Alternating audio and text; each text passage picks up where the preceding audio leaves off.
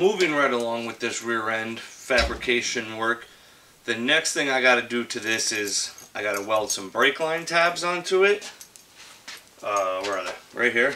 Got little weld tabs with a 3/8 hole in it. Got a couple of these from All-Star Performance. I also have to weld new control arm brackets to these. If you remember from last time, I still had the control arm brackets on, but now you can see everything's been ground off. There's no control arm brackets. Both sides polished. I mean, it's starting to get a little rusty because it's been about a week. But I ordered some adjustable lower control arm brackets. Now, if you want to lower your car and race it, you have to worry about things like instant center, which you get from, I'm not 100% sure on all of it, I've done a lot of research, but I know your instant center changes when you lower the car and your control arms start doing this. Your lower control arms start doing this. From what I've read is you don't ever want your control arms pointing down towards the body. And that's what happens if you start to lower your car, because obviously the car's coming down and the body's going down lower and the control arms are going up. So you want to keep it the opposite way. And to achieve that is change your torque boxes to adjustable torque boxes. A lot of time, energy, welding, grinding. Or you can change, if you go extreme, you can just change your lower control arm brackets. So you can bring the control arm down on the rear end, so it still slopes up towards the body. The one I got is like a 5-position box. I'm not going on the floor with this car, but I would like to just barely tuck the rear tire a little bit. So you got to get the lower control arm brackets, and this also gives me the chance to move them in. So I think the stock position was like 1.5 inches from my housing end, which has already been narrowed 2 inches. I'm going to move it in another 1.5 inches.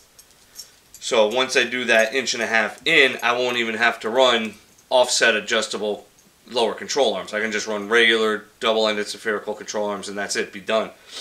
And it will make it more of a parallel 4-link on the bottom. So it gives you tire clearance. It's a lot of good stuff from what I've read. So we're going to do that. Those are on the way, I believe. I just got a package in from Summit with all my brake line goodies. I went with a zinc coated steel. I did stainless on a lot of the car, but I bought, this was cheap, and it's just going to go over the rear end. And I might paint this. I'm not 100% sure yet. I also got a ton of Vibrant Performance brake fittings in. So I got tube sleeves and some bulkhead 90s, which are going to go through this bracket once these are welded onto the tubes. Now you got to take, oh, here you go. These are the weld brackets I ordered. 690. Mounting tab, 3/8 hole, 4-pack. They were cheap, like $6, $5, $4, whatever they're. You can make it out of steel. I didn't feel like it. They come flat, but I ground a little notch into it so it fits on the tube a little bit better. And these are just going to get welded on like this. I put the brake mounting plate back on with the caliper to see how far it comes over and where to measure for these. Now you got to think of how you want your brake lines to route. So my upper comes in, the line from the front comes in like here, or it's like somewhere like right here. So my T is going to be right here. So you got to think about how the upper control arm is going to be. So you're going to have to run it down in front of the tube, and then I'll come back up right past the shock bracket, coilover bracket, and then into the T, into the fitting. Got some new welding gloves. These are nice. I tried these on at Lowe's, and I don't really like MIG welding gloves because there's no dexterity in the fingers. So I never wore one on my right hand because that. But these are very nice. Oh.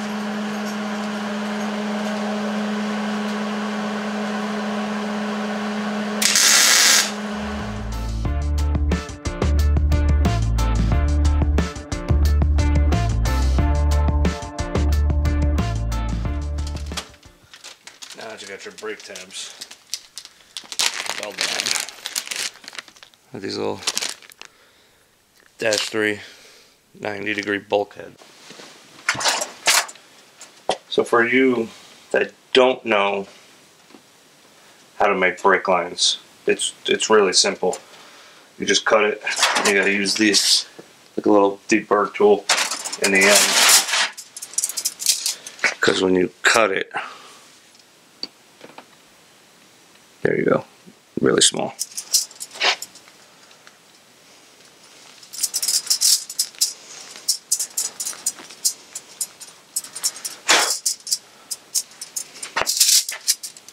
Much better. Also, when you do AN stuff with brake line, you need a special crimper, flare tool. Rigid makes this one. It's for 37-degree flares. That's the only one that's the correct pitch for these brake lines.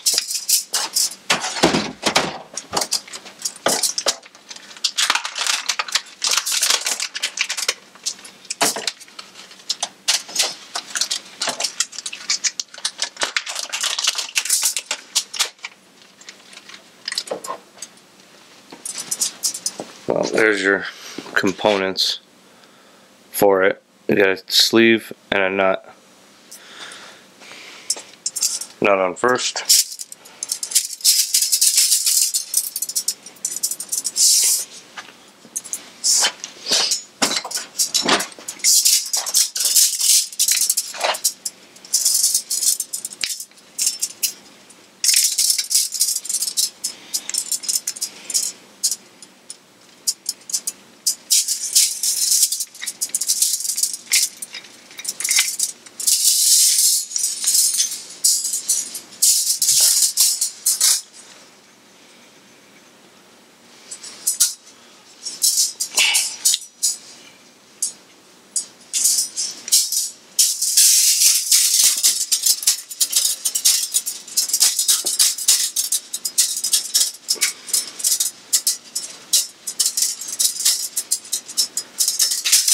And it breaks free when it's done. It's kind of nice.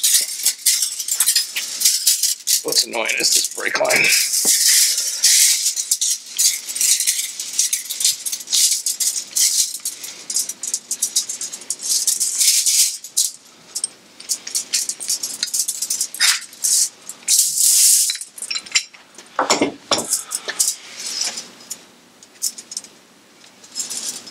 It might be way too big. I forget I'm working with non-stainless here. Yeah, that's actually right. It's not bad. Yeah, nice flare.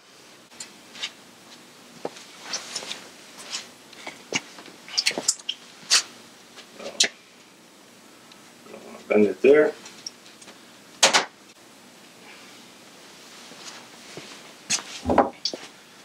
I have a Blue Point bender. It works okay. It's not bad.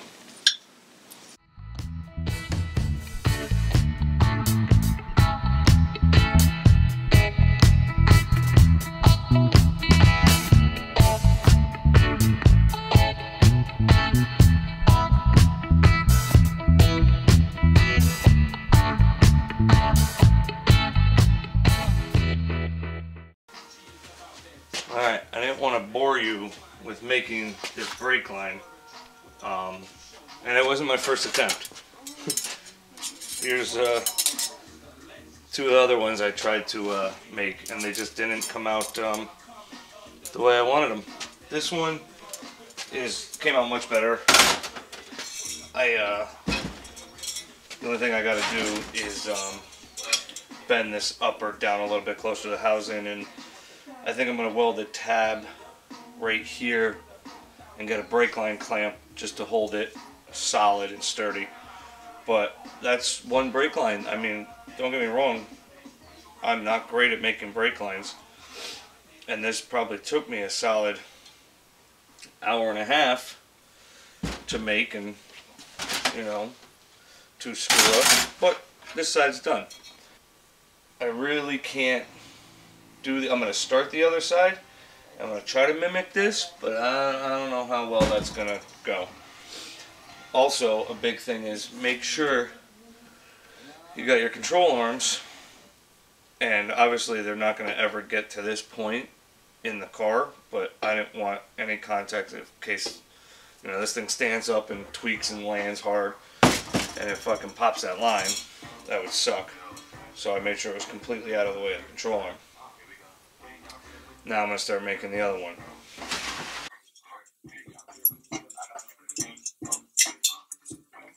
Try to mimic 2 of these. Maybe not, because this is going to be, it'll be the same to here, but it's got to come over more. It's not going to be this. I can make 1. I'm never good at making 2. I give all the respect to people that can make 2 identical matching brake lines.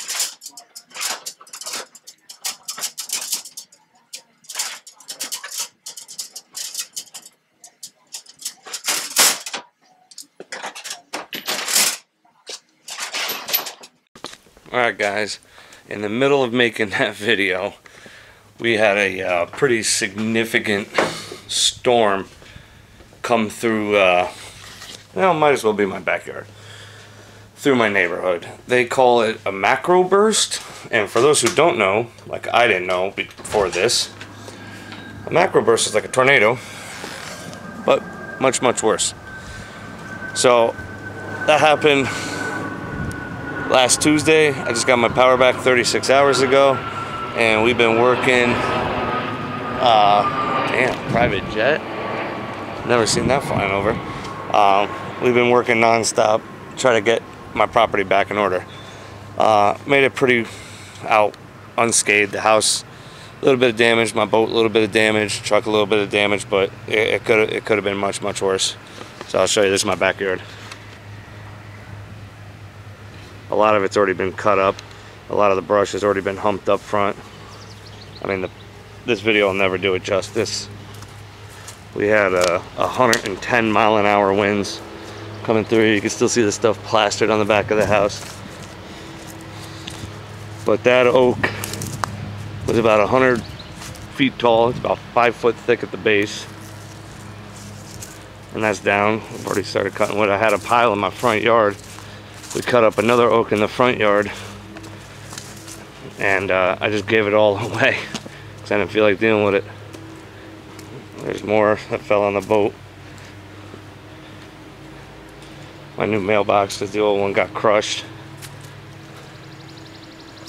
There you can see one oak completely uprooted. This is all the brush. More brush. Pine snapped 50 feet up. Oh, but all the wood is gone. Holy shit. I didn't even realize that. They took the last of it. There was a pile here of all that oak. 2 deep, 10 feet high, 30 feet long. It literally stretched from that tree all the way to that brush pile. 10 feet high. And oh, and they cleared out a lot from over there too. I see the big oak's gone.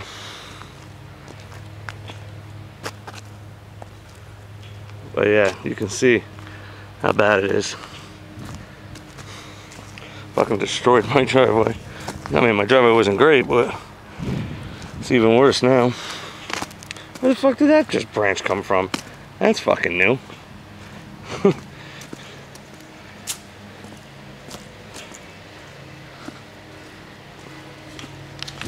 I'll try to post the video of the storm, because my dumbass sat right at this garage door with the door open watching the storm. I'll be one of them dumb rednecks you see on the news. Wait for the camera to adjust.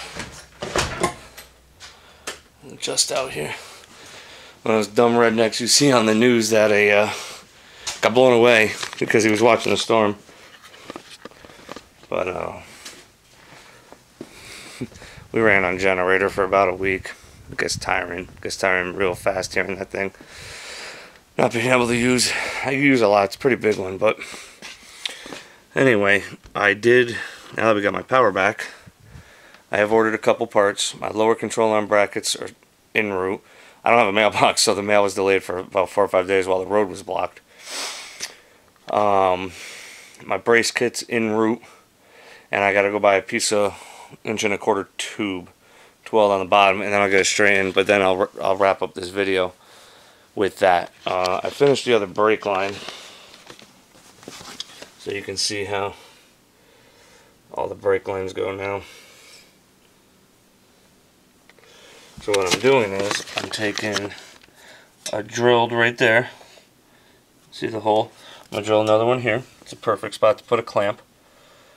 So I'm going to drill it and I'm going to tap it to 10-30 because you know, it doesn't need to be much, just needs to hold this down.